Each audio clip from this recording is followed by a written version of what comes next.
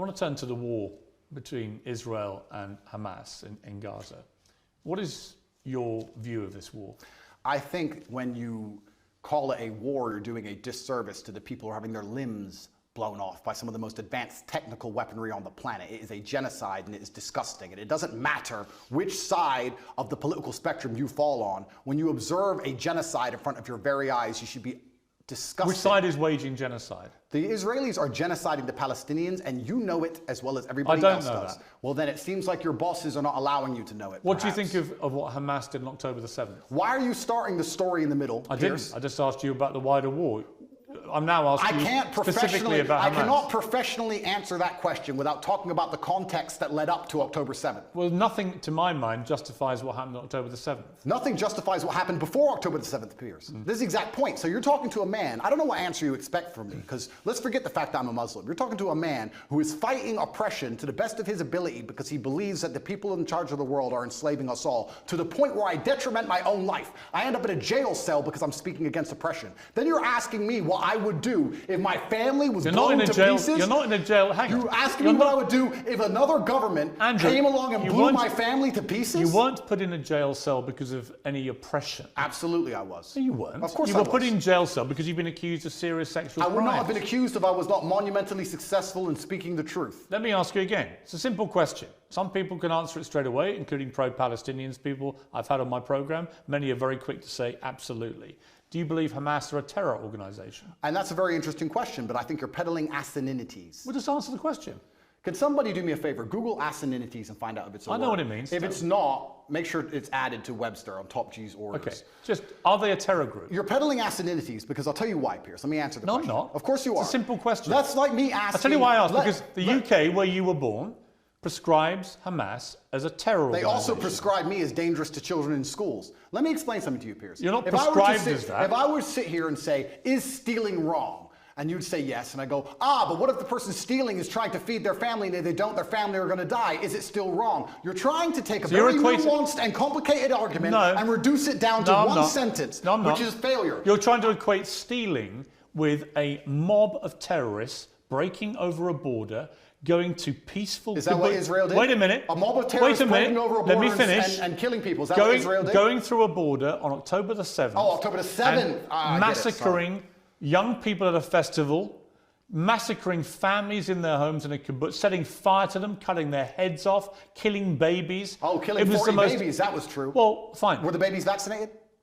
Why are you being flippant? I'm not being flippant. The point I am making... I don't find that funny. No, but the point I am making is that the media lies, firstly. Secondly... I can ask you about different things at the same time, right? Sure. So I'm asking you, first of all, specifically, what is your reaction to what happened on October the 7th? Sure. I'll answer the question professionally.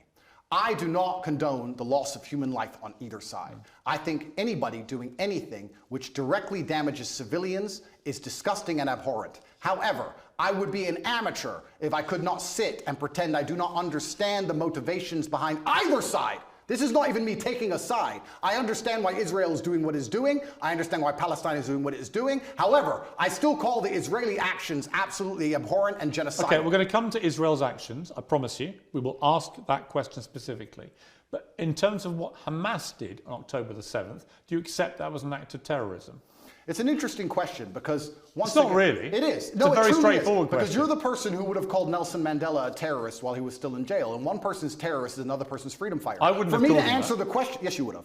For me to answer the question, I have to be very professional, Piers. For me to sit on the outside in Romania with no personal involvement in Israel-Palestine, it's easy for me to say, yes, it was an act of terror. However, if I was in Gaza, if I was in an open-air prison, if my family had been annihilated by bombs from the sky, if everybody I knew had suffered the loss of a loved one, if I had no chance of any kind of freedom or democracy or standard of life, would I believe it was an act of terror, or would I believe it's an act of resistance against oppression? You have to be very careful how you answer these questions. So what do you think? I think I understand what happens when you take people and put them in such an inhumane condition. For anybody to sit and say that you're going to take people and put them in absolutely inhumane conditions and give them no standard of life, and they're not allowed to ever fight back, or they are terrorists. But I can agree with you. Anyone who does that is an amateur. I can agree with you that the plight of the Palestinians for many decades has been absolutely shameful. So what did we think was going to happen, Piers? No, nothing justifies what happened on October the 7th. So what are they supposed to do? Nothing. So what are they supposed to do? That was an act of medieval barbaric terrorism. Nothing justifies it. Did they suffer acts of medieval? Did they suffer acts of medieval barbaric terrorism before that date? Yes. And it's unfortunately an eye for an eye in this world. I'm not condoning. I'm being a professional and answering to you why it happened. Give me one example of where Israel, without any provocation, went into... a specific question. Went into Gaza and massacred 1,500 innocent people, cutting their heads off, taping and boasting about what they'd done back to their families in Israel, kidnapping Holocaust survivors, bringing them, they wouldn't, of course, done that in their case, kidnapping old grandmothers and bringing them back to Israel, kidnapping babies, kidnapping children. When has Israel actually gone in and done something of the scale of October the 7th? There's literally endless examples of that. Give me one. In 2014, they were bombing civilians. You know what, Piers, let me tell you something. I'm not talking about what they would categorize as retaliation for rocket strikes, and there's an arguable point. As there is, for example, I'm vehemently against the expansion of the settlements on the West Bank. I think there are legitimate questions about the proportionality of Israel's response here. Yeah, but in terms of what Hamas perpetrated on October the 7th, there is no instance of Israel doing that to the people of Gaza. And you have to accept that. If you don't accept that, you're either deluded or you're deliberately not wanting to say the obvious, which is that was an act of terrorism, because you're concerned about upsetting people in Palestine. Is that the case? Let me go back to my first point when I said you're peddling asininities. The reason I said that is because to look at a situation, no matter how heinous, and to ignore all of the context and pretend that you do not understand why said situation happened Nothing justifies terrorism on that scale. Nothing. Is asinine. No, it's not. Because it's not about justification. Let me tell you why. It's not about justification. Let me tell you, it's about understanding the realities of the world. Let me tell you the reality of the world. Hamas came to power in 2005. Hamas's initial founding charter made it clear that they are for the eradication of Israel. And on October the 7th, they proved what that means is they will kill every Jew they can get their hands on. They are an existential threat to people in Israel and to Jewish people. And that is, I'm afraid, the purest personification of a terror group. I also think by doing what they did, as they have done since 2005, they weren't representing innocent Palestinian people in Gaza. Who are suffering now. They knew, yes, but Hamas knew when they did what they did that Israel would respond the way they did and that thousands of innocent Palestinians would get killed. They knew that, and they still did it. So my question for you is, why can't you, which is my position on this, is very straightforward. What Hamas did was an act of terror, an absolutely despicable act of terror, and should be called exactly what it is. And they are now demonstrably a terrorist group. That is why they were rightly prescribed that by the UK and America and other countries. And to try and pretend they're not makes you sound like Jeremy Corbyn. And I can't think of a worse insult to throw at you, right? So I don't think me and Corbyn agree on that. But I also think there are legitimate questions to come about the way Israel's responded. We can come to that. But I just want to ask you one more time. Is what Hamas did on October the 7th an act of terrorism? I think, Piers, it is peddling asininities for you to pretend that enslaving people... So you sound like Jeremy Corbyn now. No, let me answer the question. 15 times he refused to answer the question. Let me answer the question. You're now up I'm to not about... refusing. You're now about 3 or 4. If you look... Are they a terror group or not? They're one team's freedom fighter, and they're deemed a terrorist What do group. you think? I think that if you lock people in an open-air prison and steal their land, they're going to retaliate. So they're not a terror group? I think they're going to retaliate. They're not a terror group? One team's terrorist is another team's team's freedom fighter. Okay, we're now up to fighter. about 8. Are they a terror group? And also, another thing I want to make clear to you, Piers. Only Jeremy Corbyn has done this. Done what? Refused to answer the question. I think that what they are doing is seemingly deemed an act of terror by the people that the terror... Don't use weaselly words. They're not weaselly. Of course the Israelis think they're a terror group, and of course the Palestinians think they're freedom fighters. It's stupid that you're asking the question. Most of the civilized world thinks they're a terror group who committed an act of terrorism. It's not difficult. What they did was an act of terrorism. And I think that if Israel continues to conduct acts of terrorism on the Palestinian people, they're going to do nothing but strengthen the reaction. Well, that's a different conversation I'm about to have with you about Israel's response. But before I get there, one more time, is Hamas a terror group who committed an act of terrorism? I think that when you lock people in an open-air prison, you're going to have to expect retaliation. No, because I have to... There's people who are... First things I want to say, Piers. If you don't mind me saying, I think it's spineless. Sure. I do. That's fine. You sound like Jeremy Corbyn. Well, that is an insult. Did you see my interview with him? No. Right. 15 times last week, I asked him the same question. 15 times he prevaricated and wouldn't answer. Eventually, when someone does that enough times, you know what they really think. Okay. You don't think they're a terror group. Well, let me answer. You don't think they're a terror group. No, what I think is this. On certain Because I'd be really curious what you think an act of terror is if it's not massacring 1,500 innocent people, It's not including Holocaust survivors, Pierce. kidnapping babies, decapitating Pierce. people, cutting their limbs Pierce. off, raping women. Yeah, talk about missing limbs. We're going to talk about that when we talk about what We Israel has are, done. but So when we let's- get there, it'll be in the context of you not admitting that was an act of terror. Well, let me answer the question for the final time. I am a realist.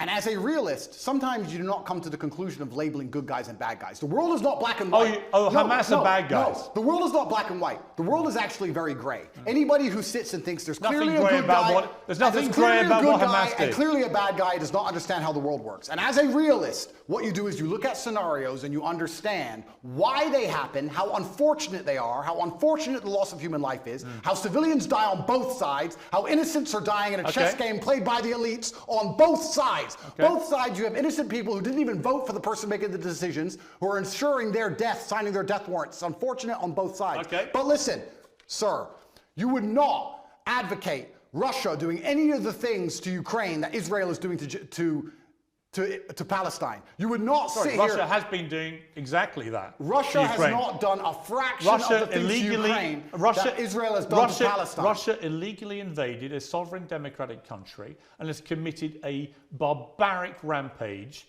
trying to seize as much of Ukraine as it can, bombing maternity hospitals, killing innocent women and children. Let me ask you a question. Right? Don't even try and have some kind of this is genuine equivocation of this. I will. A Hamas rocket, a tiny Hamas rocket that can make a pothole in the road, and then they get hit back with cruise missiles. Let me ask you a question.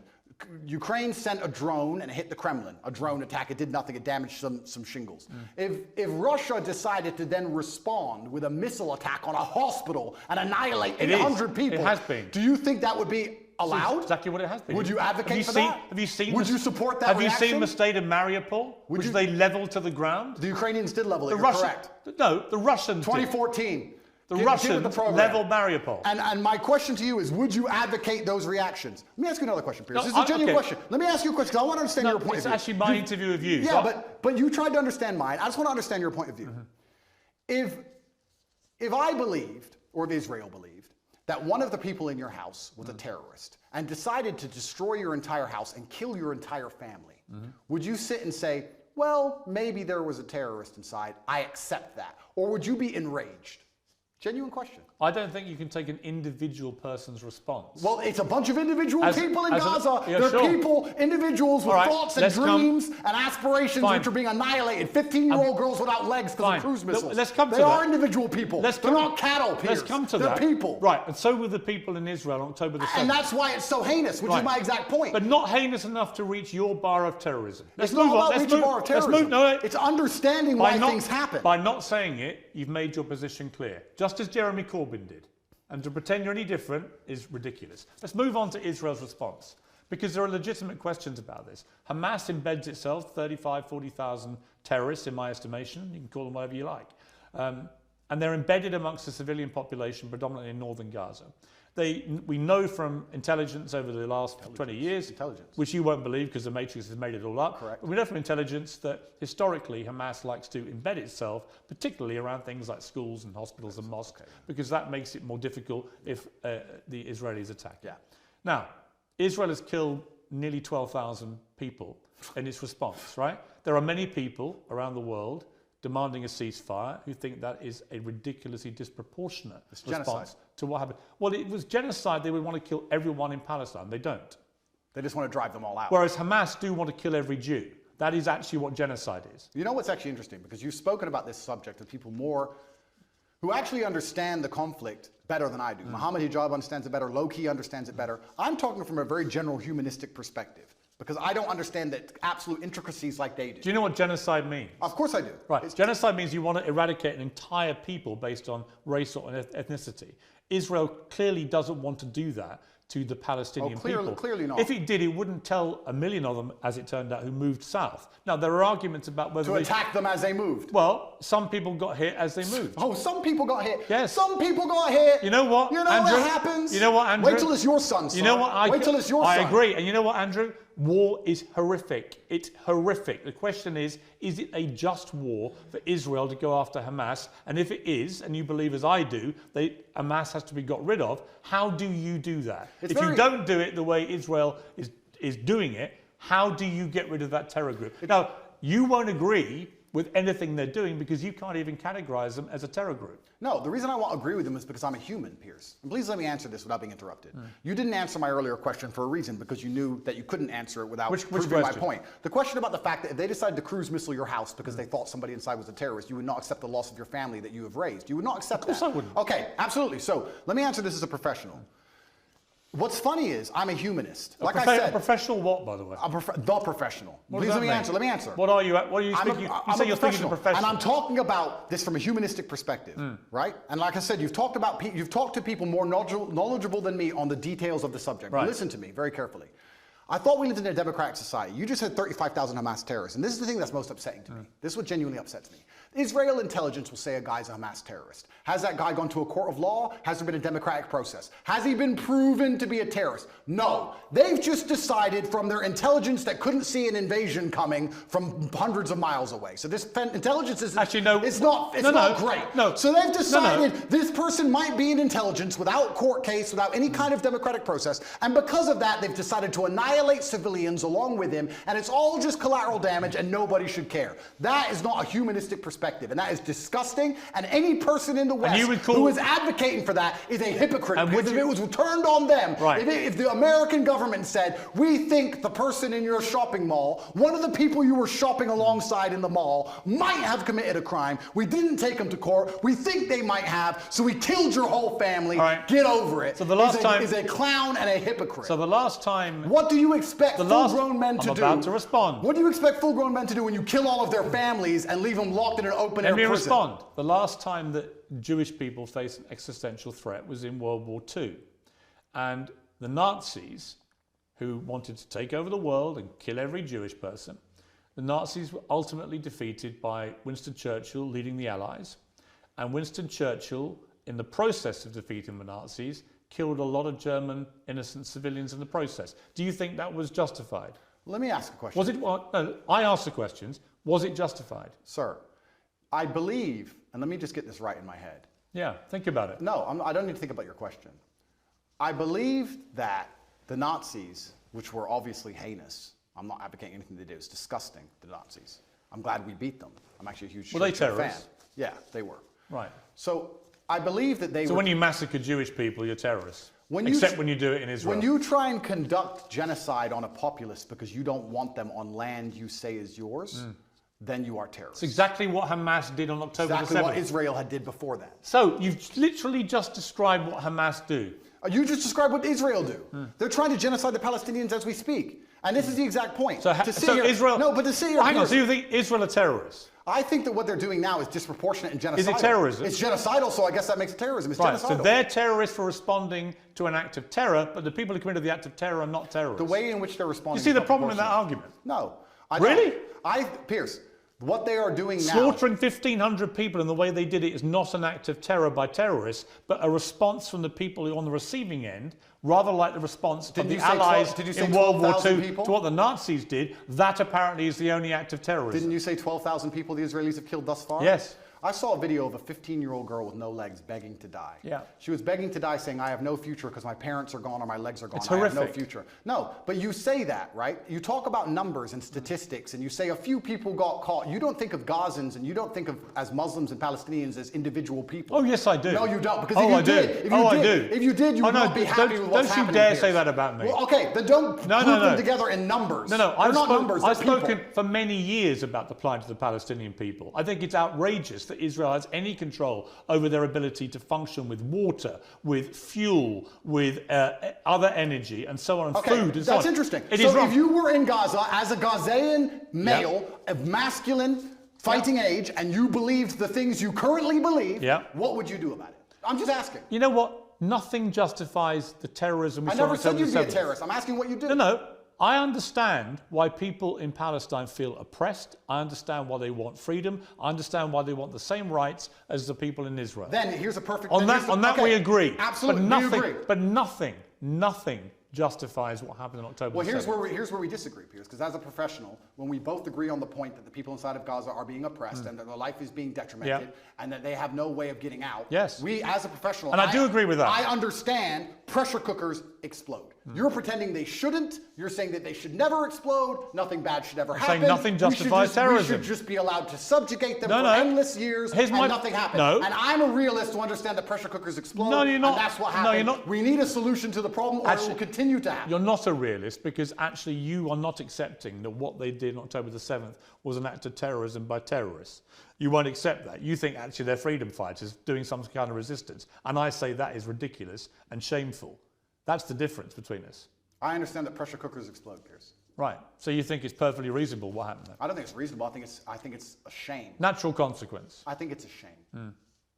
A shame. That's it. I think it's a shame that we're living in the world now where people are reduced to basically suicide to try and fight for freedom for their families if they have one left, because they all committed suicide. Those men who did that. Well, the Hamas, they didn't have a chance of survival. I think when you well, that's because they believe that they're martyring themselves and going to a better when life. you oppress people to the point where their family's dead and they have nothing to live for. And I think that's a shame. So do you support Islamic fundamentalism? Absolutely not. Do you support an Islamist ideology? Absolutely not. Right. What I support. So why do you support Hamas? I support justice in the universe. You support Hamas? I support justice in the universe. Do you support Hamas? No. You don't? Well, I don't know the ins and outs of Hamas's creed. I have to be very honest. Well, you know what they did on October the 7th. Do you support them? I understand why that happened, and I'm saying it's a shame. But you won't denounce them. I say it's a shame. Will you condemn them? I can't sit here and condemn the obvious outcome of consequence. Really? How can I condemn? You can't condemn Hamas for what they did. Well, we know what's going to happen, and we need a solution. So you're very quick to condemn Israel's response, but you won't condemn the terror attack which prompted it. No, I'll tell you why. Even though Hamas knew by doing what they were doing, that would be the response. Do you think they knew that? Of course they knew that. You think they knew the Israelis? They did it quite deliberately. You know why? Because they were funded and supported by Iran. They didn't like the fact that Israel was normalizing relations with a bunch of Arab countries, from the UAE to Bahrain to Morocco, and then coming down the line was going to be Saudi Arabia. That was a threat to the Iran view of what should be happening in that region. Iran are the ones who support and fund and arm Hamas, and they clearly, in my estimation, it hasn't been properly established yet, but clearly Hamas couldn't have done this on their own. They've done it with support from Iran, and they've gone and committed an act of such heinous atrocity that they knew what the response would be, and that means that they sentenced in that moment not just 1,500 people in Israel to death in the most appalling manner possible, but they also sentenced to death thousands and thousands of innocent Palestinians, including many innocent children, because half the population are children, and Hamas knew that was what was going to happen. So my question is, how can anyone think that Hamas is a force for good for the Palestinian people? They are a force for evil. No, I didn't say they're a force for good. I said it's a pressure cooker and it's a shame. But you won't even condemn them. Let me ask the question. Do you think if we gave the Palestinian people basic human rights, that Hamas would find it more difficult to recruit new soldiers? I think probably if we treat them like humans, this won't happen. So we agree and let's move on. I think there's a real danger in the scale of Israel's response that you radicalize a whole new generation of Palestinians. I think that's a real danger. So perhaps, by the way, I've said that. We can agree on that. So perhaps it was Israel's actions before October 7th that radicalized the soldiers who invaded. So you agree with me. So let's move on. No, I don't.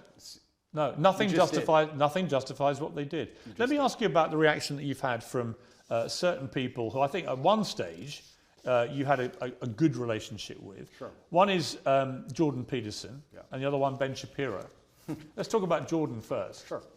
You've had a bit of a to and fro with him, but what is your view of him?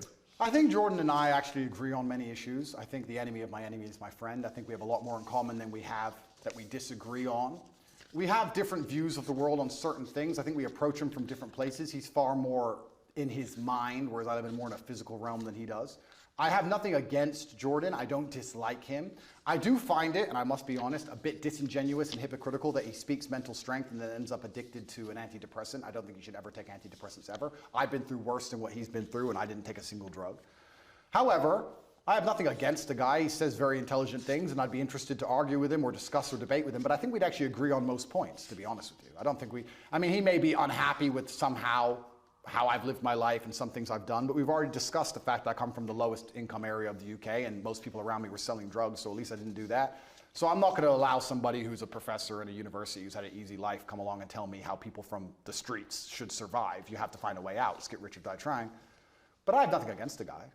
I just think that he's been a bit hypocritical. And then, truthfully, the only time I've been genuinely a bit appalled by any of his actions was the tweet he made on Israel-Palestine when he said, give them hell. I know that's an easy thing to say, and it's an expression that people use and they throw it around flippantly. But I think when you actually wish hell upon other human beings, I think it's a disgusting thing to do, because hell is that 15-year-old girl with no legs and her parents were dead. Well, hell is... you see her crying her eyes out, begging to die, that is hell. And I don't think you should genuinely wish hell on anyone, Israel or Palestinian, anyone. I'm a humanist. I don't want anybody to die. Well, when he was wishing hell on an entire population... He did express regret for the way he phrased it. And he should, because it's disgusting. I've not wished hell on the Israelis. I've not wished hell on the Israeli state. I don't want any Israeli civilian to go through what that 15-year-old Palestinian girl's going through. Not a single one. He said about you, Jordan Peterson, I'm not particularly happy to be grouped with Andrew Tate. I think there are some elements about what he does that are quite reprehensible. I'm sure he has. I don't know everything he says, and he may disagree with some of my points of view. As I said, I have nothing against him. I don't think anything he says is particularly wrong.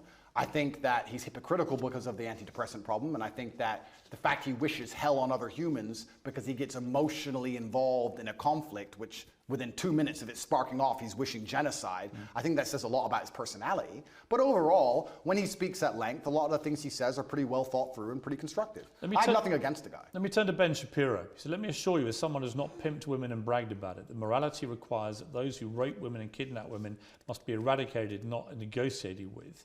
He says, on my show, I won't be lectured on morality and toughness by Andrew Tate. His great idea of toughness and morality is pimping women and bragging about it on air, and then trying to quasi-walk it back while simultaneously maintaining many of the same positions and flexing his biceps. Listen, everyone should be able to tweet whatever it is they want. I'm all for an open discourse, even with people who I think are dead wrong on a lot of issues. But Andrew Tate is dead wrong on a lot of these issues.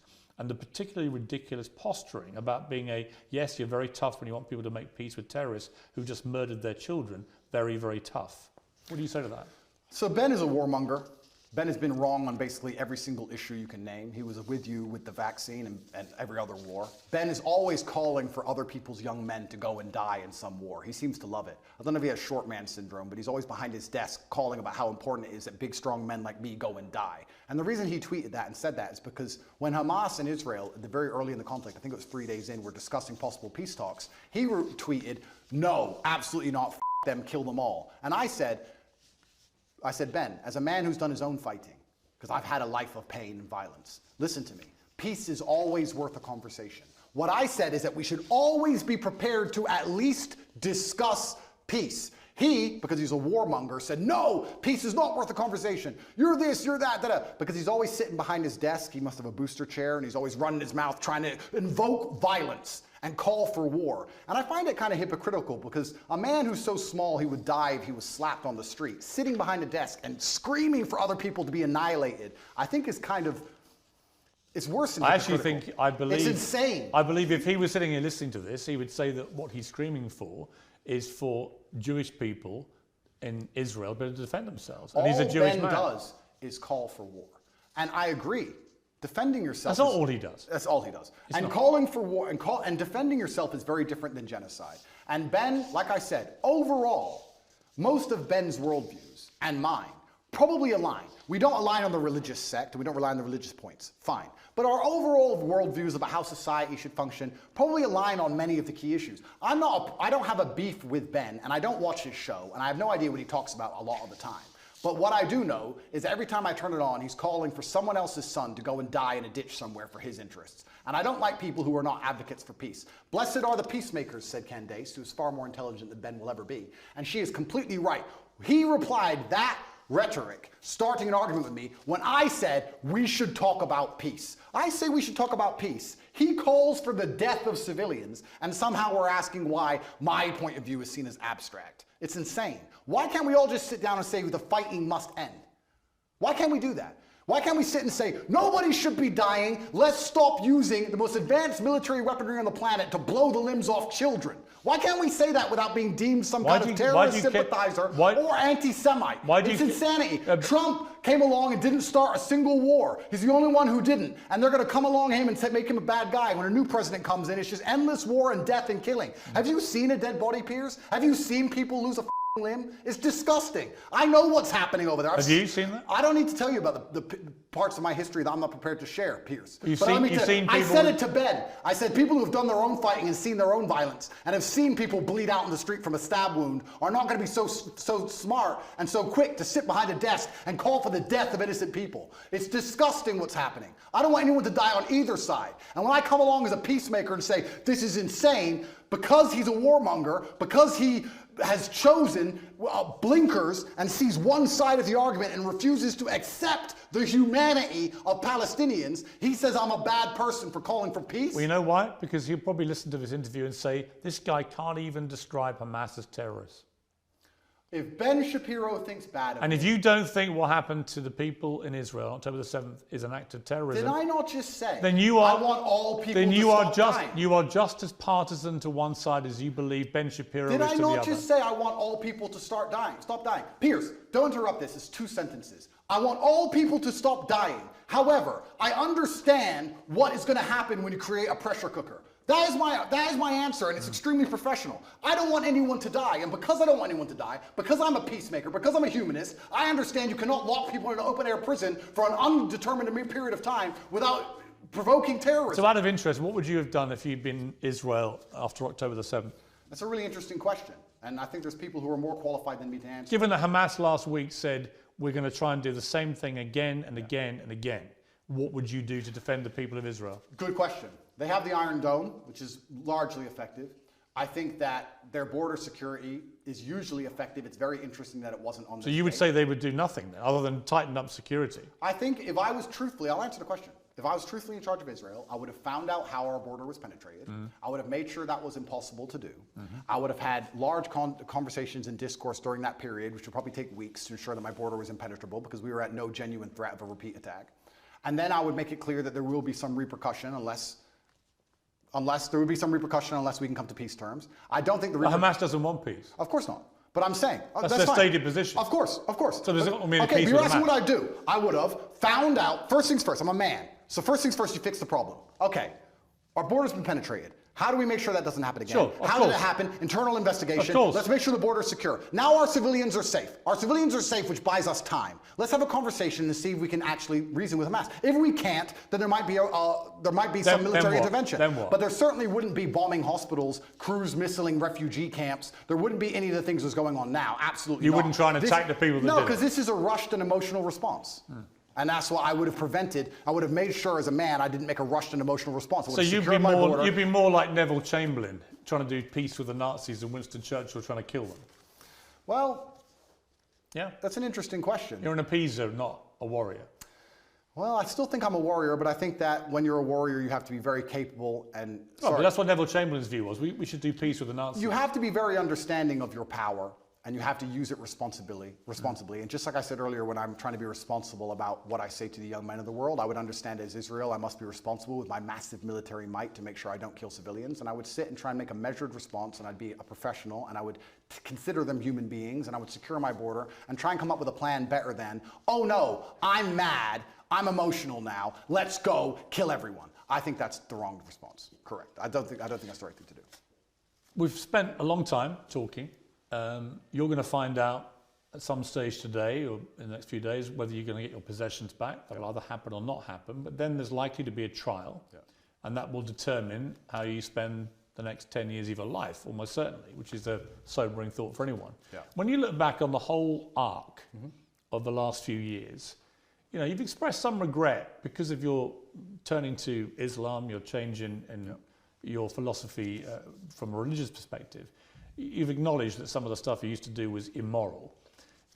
Do you look at the journey you've gone on here and think that in a way, notwithstanding the Matrix and everything else, that maybe you yourself could have done things differently to avoid being in this position? Absolutely. I'm a man and I take absolute self-accountability. You have to, as a man, your superpower is looking in the mirror and understanding everything that happens to you, both good and bad, to a degree is your fault. It could have all been influenced. I could have avoided all of this. I could have avoided the Matrix attacks, I could have avoided jail cell, if you don't let me using that term. I could have avoided all the negative press. I could have chosen to work in Starbucks and just stayed a nobody. I made choices that put me in this position. I take responsibility for them. I said things on the internet in a satirical way on videos that got 110 views when YouTube was brand new that I did not expect to become the most viral videos in the world because I didn't expect to become the most famous and known person on the planet. That's all true. I'm not saying I have no part to play in any of this. However, I can still say that I'm completely innocent. I can still say that it's only my fame and notoriety that has inspired the prosecution service to try and even put me in jail in the first place. I can still say that there's some unfair policing in the world depending on your political views. I can still say all of those things while accepting absolute responsibility for the situation I am in. Andrew Tate, thank you very much. Thank you, sir.